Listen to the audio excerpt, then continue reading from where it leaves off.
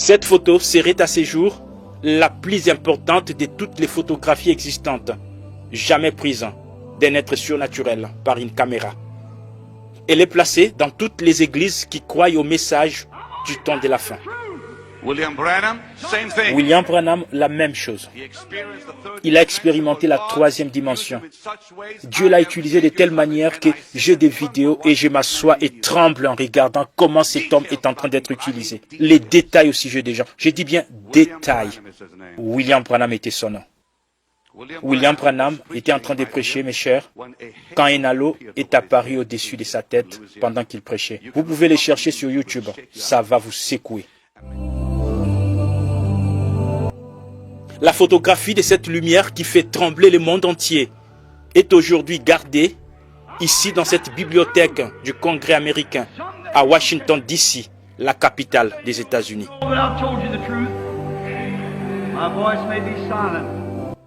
Cette femme est une fidèle croyante depuis son adolescence. Elle s'appelle Jacqueline Wheeler.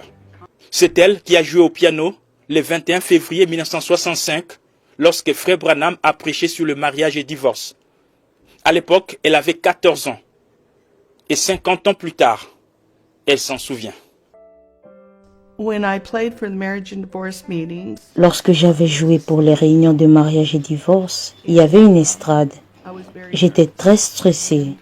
Et quand je deviens stressée, ça me donne des maux de ventre. Mes genoux tremblaient. Mon corps tout entier tremblait.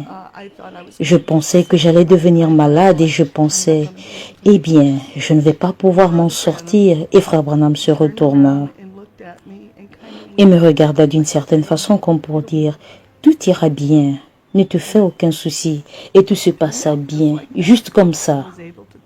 Je fus capable d'aller au terme du service. Je n'aurais pas été capable si Frère Branham n'avait pas fait cela.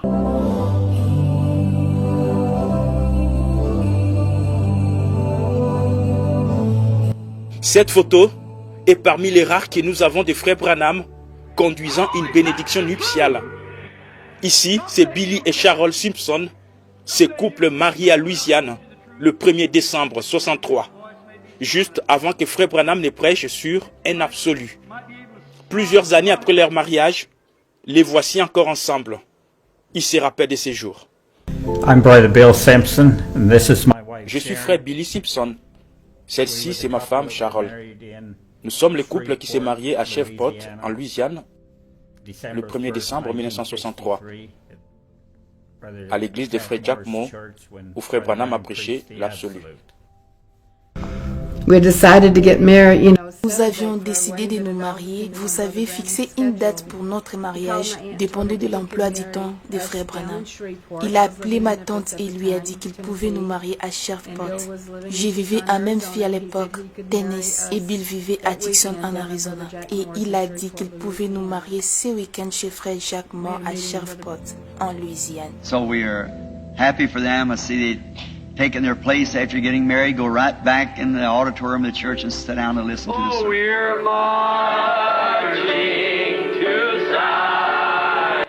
Tous ceux qui l'ont connu témoignent de son humilité, sa sincérité, ainsi que de l'atmosphère toute surnaturelle qui entourait cet homme dont la vie était marquée par une intimité continuelle avec le Seigneur. Maintenant, je réalise combien humble était cet homme. Nous avions environ 14 ou 15 ans et Frère Branham demande à des enfants. Il dit, je n'ai pas fait d'études peut-être. Il dit, je suis sûr que vous les filles sauriez comment. Il décrit la taille de cette pyramide dont il était en train de parler. Tellement humble. Je ne l'oublierai jamais. Quand nous avons fini, nous sommes retournés à la voiture, je suis entré dans la voiture et j'ai juste fermé la portière. Et je ne peux pas décrire l'atmosphère. C'était si serein et si merveilleux. L'effet secondaire de l'ensemble, la présence de cette personne. Et Frère Branham a dit qu'à chaque fois qu'il vient, quelque chose de bien arrive. Vous devriez vous sentir comme quelqu'un qui était presque à côté de Dieu. Parce que le ministère de Frère Branham était cynique. Il restait sous l'onction de Dieu jusqu'à ce que cela vous conduise presque dans la présence de Dieu. Avec lui, comme il appelait les gens sur l'estrade, disant leur nom, leurs conditions, les numéros des maisons où ils vivaient, la ville, la cité, l'état où ils venaient. C'est juste un ministère que je n'ai jamais vu ou entendu. Un ministère jamais vu ni entendu. Ces témoignages sont les mêmes pour tous ceux qui ont eu le privilège de côtoyer cet homme de William Branham.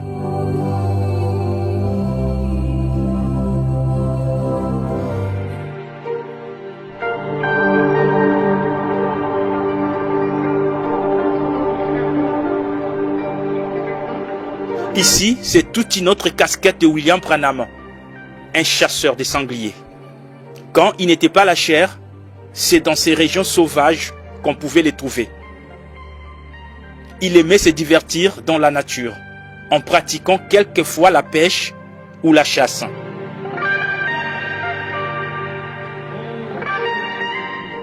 Et tous ces effets de chasse, il les gardait soigneusement ici dans sa maison, qui est devenue à ces jours un musée qui reçoit des visiteurs en provenance de tous les coins de la planète.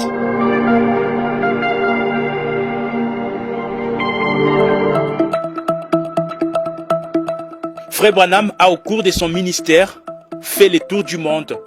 Il a prêché l'évangile avec abnégation partout où il a été.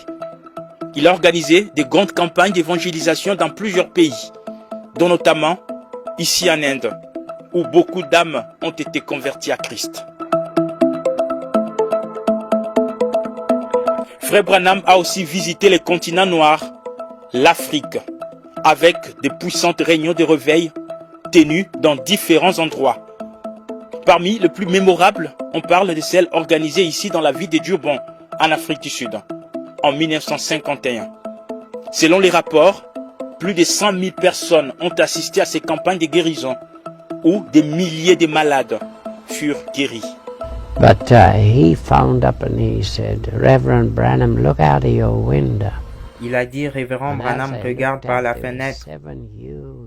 Et quand il a regardé dehors, il y avait 7 grands camions, 10, 15 tunnels remplis de brancards, de fauteuils roulants, des béquilles et toutes sortes de supports d'aide que vous pouvez imaginer. Et on nettoyait la piste et les rues. Des milliers de personnes suivaient ces camions derrière en chantant « Tout est possible, crois seulement ». They were looking for a dumping ground. Je ne sais pas, c'était électrisant, c'était effrayant, c'était génial. Les gens dans le public s'évanouissaient, les gens criaient, certains poussaient des cris, certains applaudissaient, beaucoup pleuraient. Certains riaient, c'était comme une maison de fous. Et me voilà, je ne sais rien. Alors les Africains, ils étaient des milliers et ils se sont déchaînés. Ils ont attrapé les palissades, ils ont attrapé des bancs, ils ont juste commencé à balancer leurs bras en l'air et ces vents de guérison a touché tout le monde.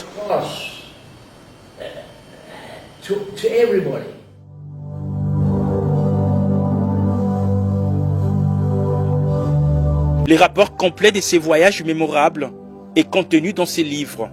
Un prophète visite l'Afrique, écrit par Julius Stadscleve, un témoin oculaire.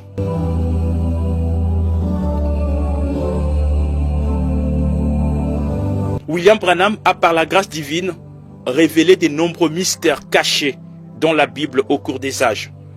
Les baptêmes d'eau au nom du Seigneur Jésus-Christ.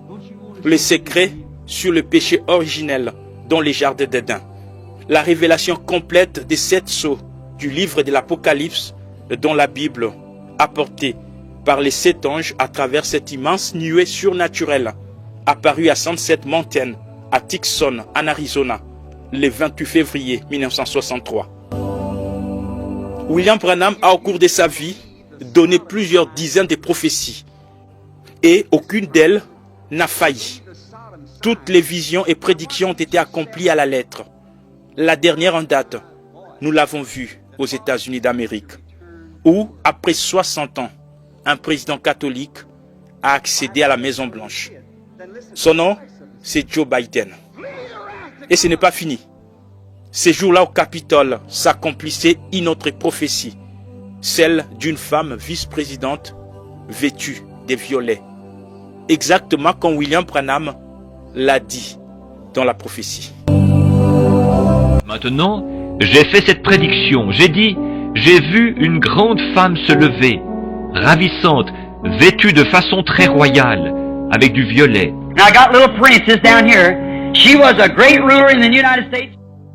A prophecy given by C'est une prophétie